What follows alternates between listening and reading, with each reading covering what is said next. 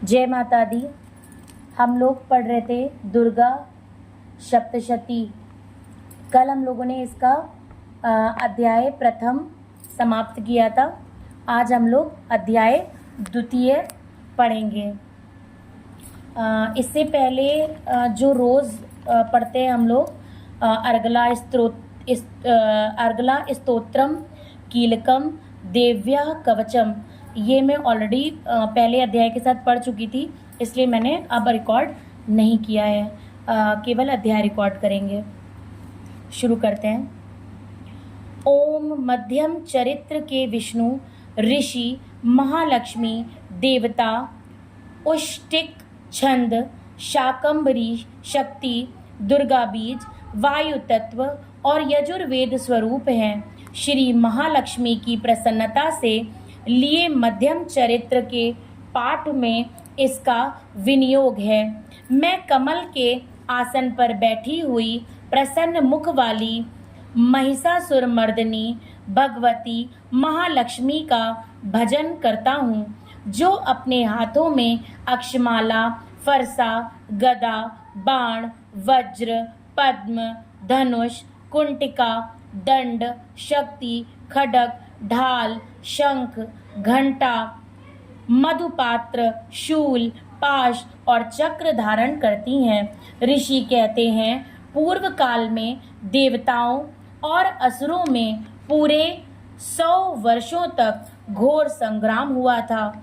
उसमें असुरों का स्वामी महिषासुर था और देवताओं के नायक इंद्र थे। उस युद्ध में देवताओं की सेना महाबली असुरों से परास्त हो गई। संपूर्ण देवताओं को जीतकर महिषासुर इंद्र बन बैठा। तब पराजित देवता प्रजापति ब्रह्मा जी को आगे करके उस स्थान पर गए जहां भगवान शंकर और विष्णु विराजमान थे। देवताओं ने महिषासुर के पराक्रम तथा अपनी पराजय का यथावत वृतांत उन दोनों देवासुरों को विस्तार पूर्वक कह सुनाया। वे बोले, भगवान महिषासुर सूर्य, इंद्र, अग्नि, वायु, चंद्रमा, यम, वरुण तथा अन्य देवताओं के भी अधिकार छीनकर स्वयं ही सबका अधिष्ठाता बन बैठा है। उस दुरात्मा महिष ने समस्त देवताओं को स्वर्ग से निकाल दिया है। अब वे मनुष्यों की भांति पृथ्वी पर विचरते हैं। दैत्यों की यह सारी करतूत हमने आप लोगों से कह सुनाई। अब हम आपकी ही शरण में आए हैं, उसके वध का कोई उपाय सोचिए। इस प्रकार देवताओं के वचन सुनकर भगवान विष्णु और शिव ने दैत्यों पर बड़ा क्रोध किया। उनकी भौहें तन गईं और मुंह टेढ़ा हो गया। तब अत्यंत कोप में भरे हुए चक्रपाणी श्री विष्णु के मुख से एक महान तेज प्रकट हुआ। इसी प्रकार ब्रह्मा, शंकर तथा इंद्र आदि अन्यान्य देवताओं के शरीर से भी बड़ा भारी तेज निकला। वह सब मिलकर एक हो गया। महान तेज का वह पुंज ज्वाज्वल्यमान पर्वत सा जान पड़ा। देवताओं ने देखा, जहां उसकी ज्वालाएं संपूर्ण दिशाओं में व्याप्त हो रही थीं, संपूर्ण देवताओं के शरीर से प्रकट हुए उस तेज की कहीं तुलना नहीं थी। एकत्रित होने पर वह एक नारी के रूप में परिणत हो गया और अपने प्रकाश से तीनों लोकों में व्याप्त जान पड़ा। भगवान शंकर का जो तेज था, उससे उस देवी का मुख प्रकट हुआ। यमराज के तेज से उसके सिर में बाल निकल आए। श्री विष्णु भगवान के तेज से उसकी भुजाएं उत्पन्न हुई। चंद्रमा के तेज से दोनों स्तनों का और इंद्र के तेज से मध्य भाग यानी कटि प्रदेश का प्रादुर्भाव हुआ। वरुण के तेज से जंघा और पिंडली तथा पृथ्वी के तेज से नितंब भाग प्रकट हुआ। ब्रह्मा के तेज से दोनों चरण और सूर्य के तेज से उसकी अंगुलियां हुईं। वसुओं के तेज से हाथों की अंगुलियां और कुबेर के तेज से नासिका प्रकट हुई। उस देवी के दांत प्रजापति के तेज से और तीनों नेत्र अग्नि के तेज से प्रकट हुए थे। उसकी भौवें संध्या के और कान वायु के तेज से उत्पन्न हुए थे। इसी प्रकार अन्यान्य देवताओं के तेज से भी उस कल्याणमयी देवी का आविर्भाव हुआ। तदंतर समस्त देवताओं के तेजः पुंज से प्रकट हुई देवी को देखकर महिषासुर के सताए हुए देवता बहुत प्रसन्न हुए। पीनाकधारी भगवान शंकर ने अपने शूल से एक शूल निकालकर उन्हें दिया। फिर भगवान विष्णु ने भी अपने चक्र से चक्र उत्पन्न करके भगवती को अर्पण किया। वरुण ने भी शंख भेंट किया। अग्नि ने उन्हें शक्ति दी और वायु ने धनुष तथा बाण से भरे हुए 2 तरकश प्रदान किए। सहस्त्र नेत्रों वाले देवराज इंद्र ने अपने वज्र से वज्र उत्पन्न करके दिया और ऐरावत हाथी से उतारकर 1 घंटा भी प्रदान किया। यमराज ने काल दंड से दंड, वरुण ने पाश, प्रजापति ने स्फटिकाक्ष की माला तथा ब्रह्मा जी ने कमंडलू भेंट किया। सूर्य ने देवी के समस्त रोमकूपों में अपनी किरणों का तेज भर दिया। काल ने उन्हें चमकती हुई ढाल और तलवार दी। क्षीर समुद्र ने उज्ज्वल हार तथा कभी जीर्ण न होने वाले 2 दिव्य वस्त्र भेंट किए। साथ ही उन्होंने दिव्य चूड़ामणि, 2 कुंडल, कड़े, उज्ज्वल अर्धचंद्र तथा बाहुओं के लिए केयूर, दोनों चरणों के लिए निर्मल नुपुर, गले की सुंदर हसली और सब अंगुलियों में पहनने के लिए रत्नों की बनी अंगूठियां भी दी। विश्वकर्मा ने उन्हें अत्यंत निर्मल फरसा भेंट किया। साथ ही अनेक प्रकार के अस्त्र और अभेद्य कवच दिए। इनके सिवा मस्तक और वक्षा स्थल पर धारण करने के लिए कभी न कुमलाने वाले कमलों की मालाएं दी। जलधि ने उन्हें सुंदर कमल का फूल भेंट किया। हिमालय ने सवारी के लिए सिंह तथा भांति भांति के रत्न समर्पित किए। धनाध्यक्ष कुबेर ने मधु से भरा पान पात्र दिया तथा संपूर्ण नागों के राजा शेष ने, जो इस पृथ्वी को धारण करते हैं, उन्हें बहुमूल्य मणियों से विभूषित नागहार भेंट दिया। इसी प्रकार अन्य देवताओं ने भी आभूषण और अस्त्र शस्त्र देकर देवी का सम्मान किया। तत्पश्चात उन्होंने बारंबार अट्टहास पूर्वक उच्च स्वर से गर्जना की। उनके भयंकर नाद से संपूर्ण आकाश गूंज उठा। देवी का वह अत्यंत उच्च स्वर से किया हुआ सिंहनाद कहीं समा न सका। आकाश उसके सामने लघु प्रतीत होने लगा। उससे बड़े जोर की प्रतिध्वनि हुई, जिससे संपूर्ण विश्व में हलचल मच गई और समुद्र कांप उठे, पृथ्वी डोलने लगी और समस्त पर्वत हिलने लगे। उस समय देवताओं ने अत्यंत प्रसन्नता के साथ सिंह वाहिनी भवानी से कहा, देवी तुम्हारी जय हो। साथ ही महर्षियों ने भक्ति भाव से विनम्र होकर उनका स्तवन किया।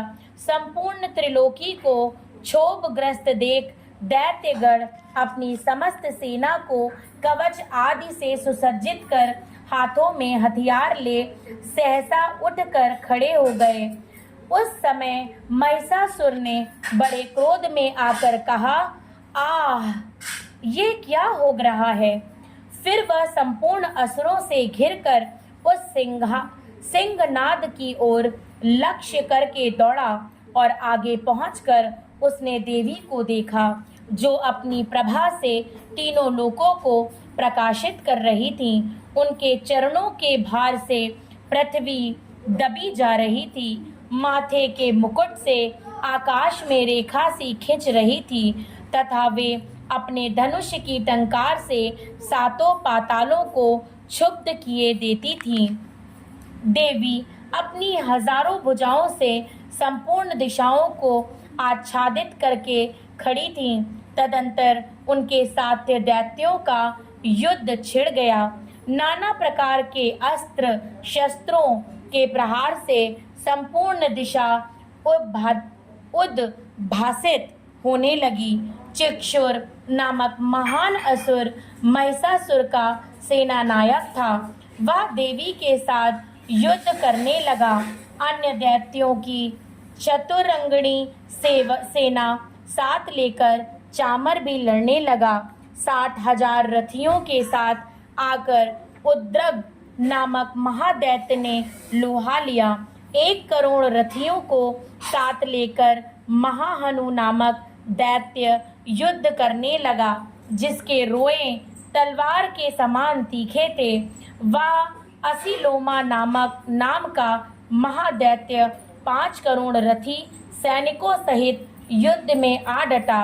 60 लाख रथियों से घिरा हुआ बासकल नामक दैत्य भी उस युद्ध भूमि में लड़ने लगा। परिवारित नामक राक्षस हाथी सवार और घुड़सवारों के अनेक दलों तथा 1 करोड़ रथियों की सेना लेकर युद्ध करने लगा। विडाल नामक दैत्य 5 अरब रथियों से गिरकर लोहा लेने लगा। इनके अतिरिक्त और भी हजारों महादैत्य रथ, हाथी और घोड़ों की सेना साथ लेकर वहां देवी के साथ युद्ध करने लगे।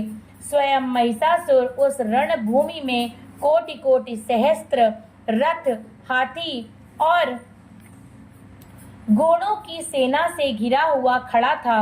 वे दैत्य देवी के साथ तोमर, भिंदीपाल, शक्ति, मूसल, खड्ग, परशु और पट्टिस आदि अस्त्र शस्त्रों का प्रहार करते हुए युद्ध कर रहे थे।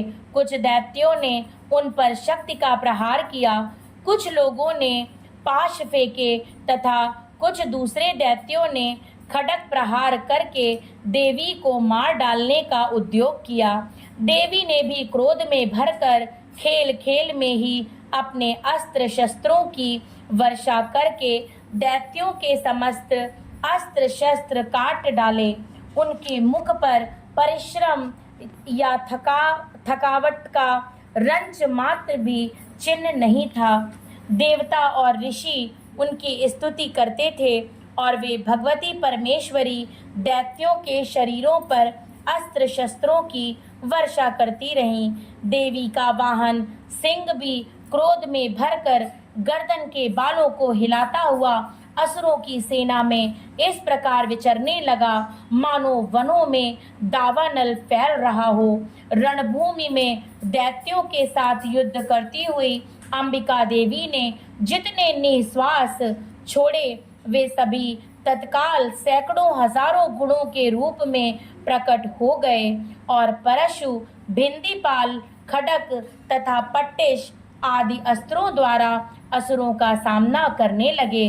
देवी की शक्ति से बड़े हुए वे गढ़ असुरों का नाश करते हुए नगाड़ा और शंख आदि बाजे बजाने लगे। उस संग्राम महोत्सव में कितने ही गढ़ मृदंग बजा रहे थे। तदंतर देवी ने त्रिशूल से, गदा से, शक्ति की वर्षा से और खड्ग आदि से सैकड़ों महादैत्यों का संहार कर डाला। कितनों को घंटे के भयंकर नाद से मूर्छित करके मार गिराया। बहुतेरे दैत्यों को पाश से बांधकर धरती पर घसीटा। कितने ही दैत्य उनकी तीखी तलवार की मार से 2-2 टुकड़े हो गए। कितने ही गदा की चोट से घायल हो धरती पर सो गए। कितने ही मूसल की मार से अत्यंत आहत होकर रक्त वमन करने लगे। कुछ दैत्य शूल से छाती फट जाने के कारण पृथ्वी पर ढेर हो गए। उस रंगागण में बाण समूहों की वृष्टि से कितने ही असुरों की कमर टूट गई। बाज की तरह झपटने वाले देव पिंडक देव पीड़क दैत्यगण अपने प्राणों से हाथ धोने लगे। किन्हीं की बाहें छिन्न भिन्न हो गईं, कितनों की गर्दनें कट गईं, कितने ही दैत्यों के मस्तक कट कट कर गिरने लगे। कुछ लोगों के शरीर मध्य भाग में ही विदीर्ण हो गए। कितने ही महादैत्य जांघें कट जाने से पृथ्वी पर गिर पड़े। कितनों को ही देवी ने एक बाह, एक पैर और एक नेत्र वाले करके 2 टुकड़ों में चीर डाला। कितने ही दैत्य मस्तक कट जाने पर भी गिरकर फिर उठ जाते और केवल धड़ के ही रूप में अच्छे अच्छे हथियार हाथ में ले देवी के साथ युद्ध करने लगते थे। दूसरे कबंध युद्ध के बाजों की लय पर नाचते थे। कितने ही बिना सिर के धड़ हाथों में खड़ग शक्ति और सृष्टि लिए दौड़ते थे तथा दूसरे दूसरे महादैत्य ठहरो ठहरो यह कहते हुए देवी को युद्ध के लिए ललकारते थे। जहां वह घोर संग्राम हुआ था वहां की धरती देवी के गिराए हुए रथ, हाथी, घोड़े और असुरों की लाशों से ऐसी पट गई थी कि वहां चलना फिरना असंभव हो गया था। दैत्यों की सेना में हाथी, घोड़े और असुरों के शरीरों से इतनी अधिक मात्रा में रक्तपात हुआ था कि थोड़ी ही देर में वहां खून की बड़ी बड़ी नदियां बहने लगीं। जगदम्बा ने असुरों की विशाल सेना को क्षण भर में नष्ट कर दिया। ठीक उसी तरह जैसे तृण और काठ के भारी ढेर को आग कुछ ही क्षणों में भस्म कर देती है और वह सिंह भी गर्दन के बालों को हिला हिला कर जोर जोर से गर्जना करता हुआ दैत्यों के शरीरों से मानो उनके प्राण चुने लेता था। वहां देवी के गणों ने भी उन महादैत्यों के साथ ऐसा युद्ध किया जिससे आकाश में खड़े हुए देवतागण उन पर बहुत संतुष्ट हुए और फूल बरसाने लगे। इस प्रकार श्री मार्कंडेय पुराण में सार्वणिक मनवंतर की कथा के अंतर्गत देवी महात्म्य में महिषासुर की सेना का वध नामक दूसरा अध्याय पूरा हुआ। जय माता दी।